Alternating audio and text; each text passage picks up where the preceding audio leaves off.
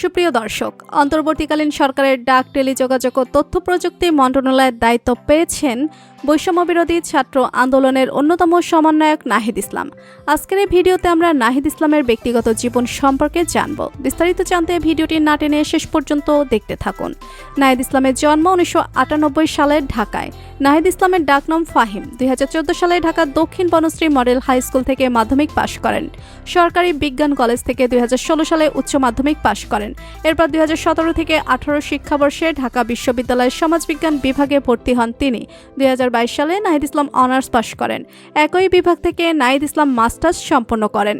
নাহিদ ইসলামের ছোট্ট একটি ভাই রয়েছে। ব্যক্তিগত জীবনে তিনি বিবাহিত। তিনি সমাজবিজ্ঞান পড়তে গিয়ে সামাজিক বিভিন্ন বৈষম্য ও রাজনীতি নিয়ে তার আগ্রহ তৈরি হয়। বিশ্ববিদ্যালয়ে ভর্তি হওয়ার পর থেকে তিনি রাজনীতির সাথে জড়িত ছিলেন, কিন্তু কোনো রাজনৈতিক দল পছন্দ না হওয়ার কারণে তার ইচ্ছাটা পূরণ হয়নি। নাহিদ ইসলাম 2018 সালে কোটা সংস্কার আন্দোলনে সক্রিয় ছিলেন, তবে তিনি নেতৃত্বে ছিলেন না। আন্দোলন চলাকালীন নাহিদ ইসলামের এক সহপাঠ ওসেনিয়া শিক্ষার্থীকে সাদা পোশাক পরে পুলিশ তুলে নিয়ে যায়। তখন নাহিদ ইসলাম আন্দোলন গড়ে তোলে। সে সময় বিশ্ববিদ্যালয় প্রশাসন ও শিক্ষকদের বাধার মুখে পড়তে হয় নাহিদ ইসলামকে।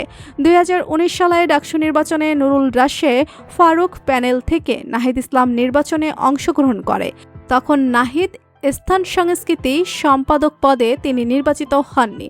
পরে তার মতের সাথে অন্য কারো মতের মিল না থাকার কারণে তিনি ছাত্র অধিকার পরিষদ থেকে বেরিয়ে আসেন।